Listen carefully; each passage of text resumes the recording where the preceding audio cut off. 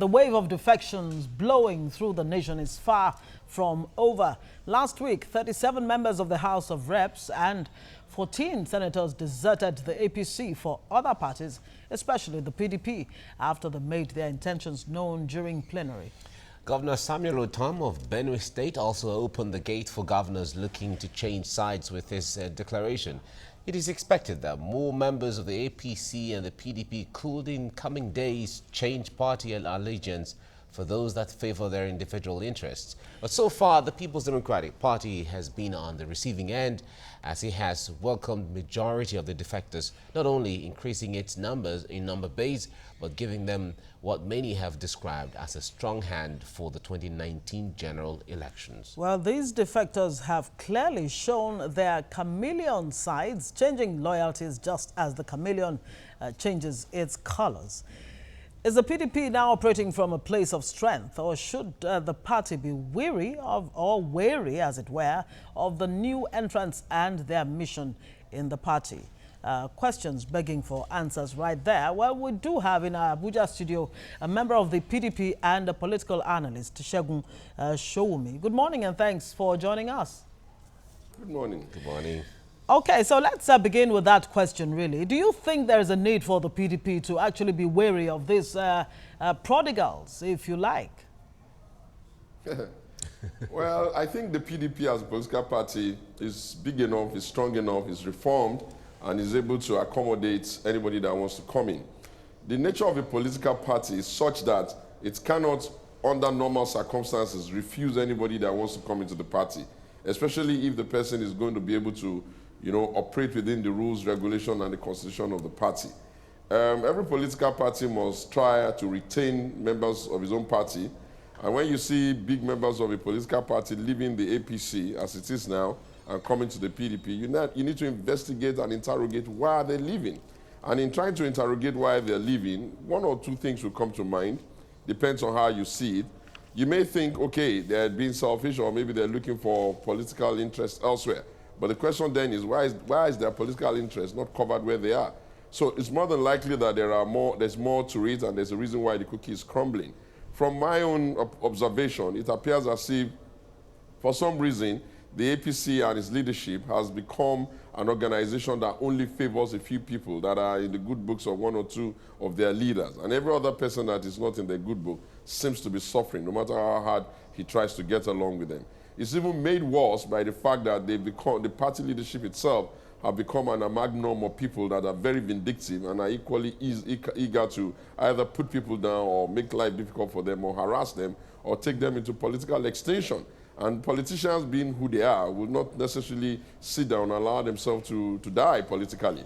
Therefore, they will have to review their situation, take a decision of what they're supposed to do and how they should play going forward. And in all of it, I think they've discovered, just like some of us have always said, that the only political democratic institution that can reasonably accommodate people's opinion, divergent views, all Nigerians, is the People's Democratic Party. And therefore, truly, truly, we're happy that they're back. We hope that they will quickly adjust themselves to the way things are done, leave the old habits of the APC that they have picked up, and come in and become the Democrats that we expect them to be. The PDP is strong enough to be able to accommodate them.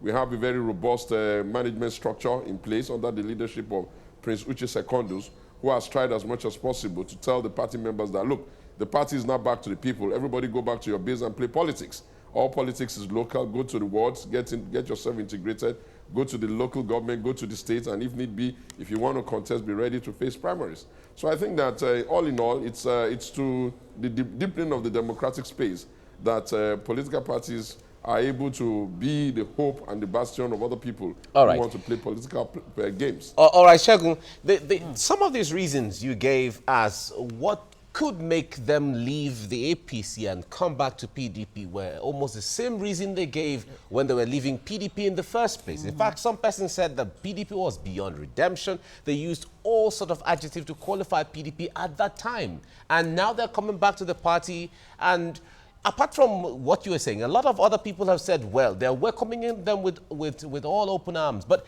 the concern among Nigerians is the issue of ideology. Our political parties still lack that clear-cut ideology. In fact, political parties in the Second Republic were more ideologically based than where we are right now. What do you say to that? I think those who say political parties like ideologies have not even actually understood precisely what they're looking for. Okay. You should look at the world as it is today. In the Second Republic, when you had MPN and UPN and all that, the world itself had clear-cut ideologies between socialism and capitalism. The world has since moved on. The line has been blurred. But in spite of the blurriness of the line, where you cannot tell who is capitalist and who is socialist, there are still some distinctive differences between the political party. One of them is that in the PDP, for example, you can almost say that that party belongs to all Nigerians. No one can take ownership of the party all by himself. And therefore, you have an amalgam of the entirety of the nation, and whatever you see in the PDP is a microcosm of what is in the larger society. The APC, on the other hand, has come into existence via a collaboration of parties that, or tendencies that were already rooted. They came together with people having themselves in CPC, some of them being ACN, some of them being New PDP. And when they got into that party, they were not able to drop their old alliances. Those who won, especially those who are close to the president, had lorded it over the others. And they've tried in the hardest way to just make life difficult for other members in that partnership. And so a lot of the members in the partnership, what you see going on in that party is that as the allegiance and the leadership of the party changes from one tendency to the other within the party, what you have seen is that those that were not part of that particular new tendency had seemed to be very scared of their future, and they have every reason to be. So there are differences between the political parties. The political ideology of the PDP is a party that is pan-Nigerian, that is for all Nigerians, that is not religious inclined, that is a little bit more tinted towards private sector, if you like, a bit of neoliberalism. But if you come to the APC, you could, if you wanted to craft an ideology for them, that they tend towards a bit more socialist tendencies, and maybe they are more like a fiefdom of a few people. But at the end of the day, what is important is that when politicians move, they can justify it with all of the adjectives they can find. But those of us who are interested in the commentary of the political process in Nigeria, and people who try to be unbiased, or at least as unbiased as possible, what we're looking for is the reason why. If people leave the PDP to go form a party with the APC and take government, should they normally not feel at home in that party? And if they are not feeling at home in that party, if they don't feel protected in that party, what that thing does for them is that it gives them a nostalgic remembrance of how things were from where they were coming. So they kind of like feel that they jumped from the frying pan and they jumped into the fire. And if there's any opportunity for them to jump back from the frying pan back from the fire to the frying pan, they may just see themselves as having tasted the house of two husbands, considering one better. And truth be told, the PDP has reformed significantly. What happened in 2014 that caused the exodus can be situated along the lines that people in the country felt that power should go to the northern part of the region, and if for stability's sake. And because it was not looking like that was going to happen, a lot of stakeholders in the country, some of them chose to go with that agenda. And that has been achieved. You can applaud them for at least getting us into some kind of stable movement between the regions of the country. But they then have to now find a way to live and operate within the political system. And if you look at it, we can take a few examples just to drive home the point. How could anybody in Saraki's shoes have been happy with the way he's been treated in his own party when he's Senate president? How could the Dogara have been happy? How could a few of them have been happy? How could somebody in Kaduna, the senators there, have been truly happy? And unfortunately, the leadership of their party, who is the ultimate leader of their party, the president, has not been able to provide a robust relationship for everybody. You can hear what's going on with his former ally, Buba Galadima. If anybody told me that one of those days we're going to wake up and see Buba Galadima extremely upset, extremely unhappy, complaining to the point of leaving the party, you can know that that could not have been an easy decision for Buba Galadima, because Buba Galadima was Buhari even before the later day Buhari apostles came on board. And if Buba is complaining, then how do you expect the others to be? All right. So yeah, it's but like this you watch complaint a witch kill his own child, and you have to carry your child and run. Yeah, Biodun Showme, this complaint still seemed to... My name is Shagun. Shagun, sorry about that. Seem to, evolve around personal interest, which seems to be the real problem that Nigerians are trying to wrap around their heads. But let's move on to the hurdles that may stand in the way of the PDP right now. There are talks of tickets and all of that. You have the prodigals who have returned, and you have those PDP members who stayed through the stormy weather, if you like, who may feel cheated if they don't get the tickets that they actually have their eyes on. How will the PDP handle this without facing another rush of factionalization or even defections? Or implosions. Or implosions? Well, the PDP is not like the APC. First of all, we have an axiom with which we run our party, and that is no joiner, no founder.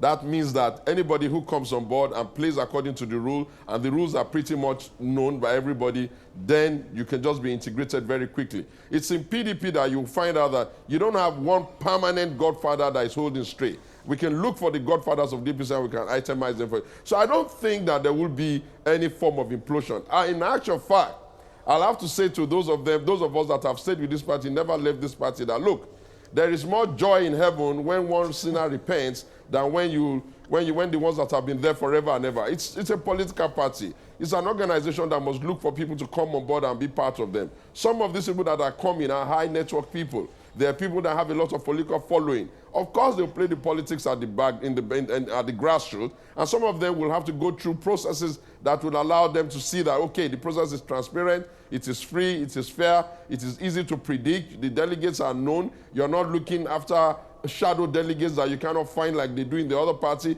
and they must have weighed their options. And I think for those of them that are in the party, they should feel calm. They've been in the party for a longer period. They've stayed with the party. They saw the way we've moved. They can vouch for the fact that the national chairman now, Prince Uche Secondus, is very honest. He has tried as much as possible to be as transparent as possible. So in actual fact, what we expect to happen in the next days is that we expect a whole lot more people from the APC to leave. Look at what's going on in Benue State.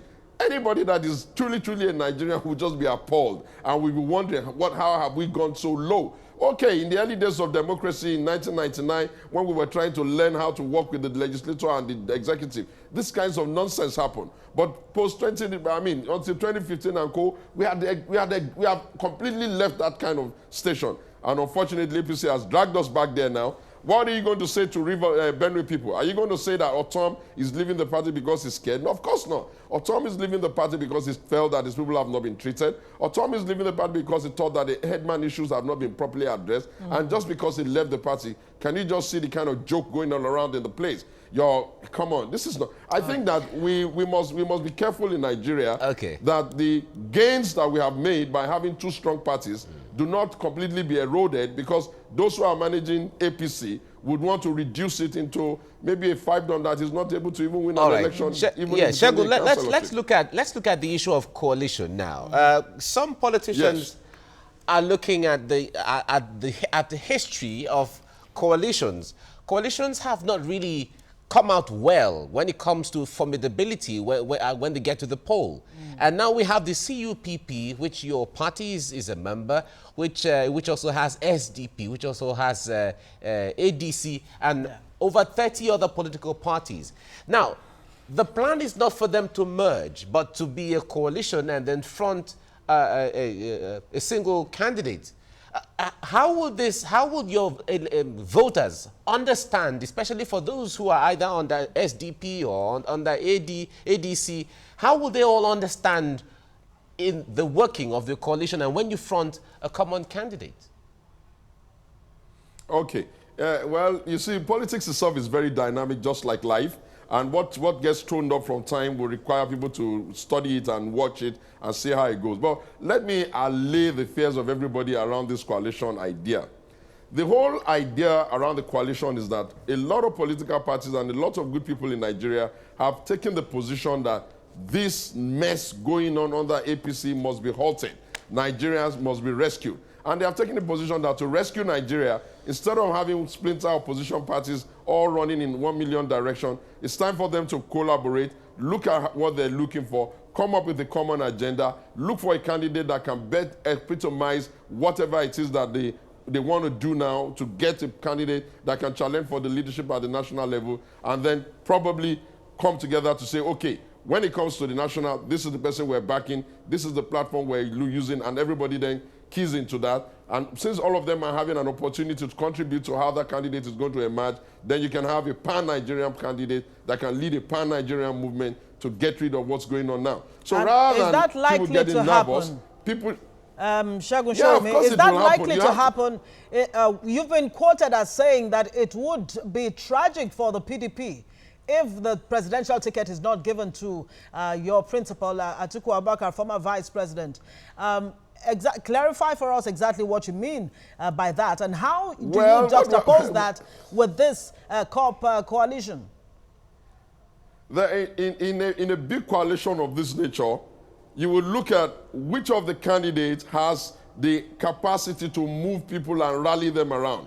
Which of the candidates has been able to relate with most of these players, and which of this candidate has a big agenda that others can key into, and which of this candidate has demonstrated that he's a Democrat, he builds consensus, and he allows democratic principles to operate. In that instance, you will see that that's Atiku Abubakar, obviously, by miles. And what we're saying is that we're not saying that they should go hand him the ticket just like that. No, we're saying let's have a free, fair, transparent primaries, and let every man put up his best hand, and let's make sure that the process is clean, and let's make sure that the best man win. And I believe that, obviously, by miles, Atiku Abubakar, former vice president, is one of the most prepared Democrats that can lead the country right now. Any other thing other than that, we'll have to see how it goes. And don't forget, I'm not taking anything from the capacity of the person that is in charge now and his own political movement. And I'm looking at who do we match like with like?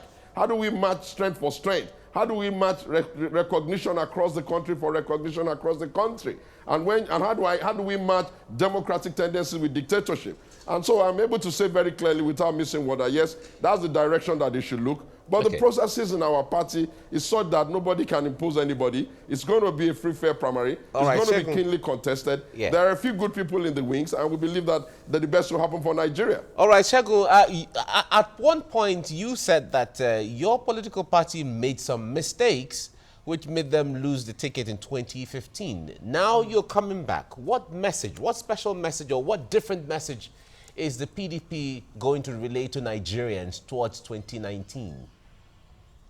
Well, I think that the PDP is saying to Nigerians that it's impossible for Nigeria to end democracy in 1999, and PDP would have been the party ruling, and now having come out of government, they have enough opportunity to look at what they did and try and see whether some adjustments can take place. And you will recall very well that they've gone through a lot. They've gone through the belly of struggles to figure out a new agenda for themselves. And what they're saying right now is that, look, we're a reform party. We've apologized to Nigeria for some of the things that we could not have done. And we have had the benefit of staying out of power to see that the people that we handed over power to are making a mess of the country. They are dividing the country needlessly. Every place is imploding. People are dying every day. There's a lot of hunger. Nigeria is one of the poorest places on earth now. And the PDP is saying, hey guys, give us a chance. We're reformed. We're democratic. We'll expand and build a nation that all Nigerians can be included. We'll put job creation as the center of the policy. We'll expand the economy. The economy grew under us until it got to double digits, and we can grow the economy again. We'll run a government that includes all Nigeria, and will not eliminate or get anybody to feel disenchanted. So Nigeria will matter. Nigerians in Kano will matter. In Zamfara will matter. In Enugu will matter. In Abeokuta will matter. In Lagos will matter. In Benue will matter. Even in Daura will matter. We're not a vindictive party. We're not a vindictive set of people. We're people who are committed to growing the Nigerian economy and making Nigeria happy again, get Nigeria working again, get our country to become the pride of all nations again, and move very quickly to leapfrog and join other developed nations in the world. But to do that, many people you need to get people working together. That, you cannot run a nation for yourself and think you're running it for the country. Yes, but some would argue that the problems that the APC administration seems to be having now, that the foundation was laid by the 16 years of the PDP. Now, the APC says it is not losing any sleep whatsoever over these defections. That as a matter of fact, the people who have defected, how much really influence do they have on, the final outcome of the 2019 elections when it does happen? Well, I like the arrogance of saying they are not losing sleep. But you know that deep down in their stomach, they are losing a lot of sleep. They're practically crying and begging and wailing and praying that all these defections should stop. Fact of the matter is that you cannot lose someone like Saraki. If you're not bothered about that, I wish you well. You'll learn at the right time. You're losing the whole governorship machinery in Benue. You're not bothered. I wish you well. You'll learn at the right time. You're losing Kwankwanso in Kano, and you think that's not a problem for you. Okay, I believe you. You have lost the Buba Galadima, who is running riots all over media, demarketing the presidency and his party. You don't bother. Oh, it's good for you. You're losing a lot of people all over. You're losing your majority, almost losing your majority in the Senate. A lot of members of the House of Reps may still leave. A lot of quiet members are leaving. Okay, politics is a game of number. If you're not bothered that you're losing people, you don't even have a right to say you want to lead people. For if you lose people from your party, you should be bothered. You should wonder why are they leaving. You should figure out what you can do to mitigate against the problem. You cannot arrogantly say to people that, oh, be gone with you, we can't be bothered. Especially when they have an alternative place that they can go to and they can still play politics. And then you may find out their importance just a little too late. But I hope that they will get themselves ready for a free, fair, and transparent election, an election that all Nigerians can be proud of. And then we'll see after 2019. It looks like a very interesting year going forward. It really looks like a very interesting year going forward. Segun Sowunmi, thank you so much for the enlightenment and the insight into how things are going to play. Certainly, we expect more drama going forward for all politicians, for all Nigerians. Thank you very much for talking to us.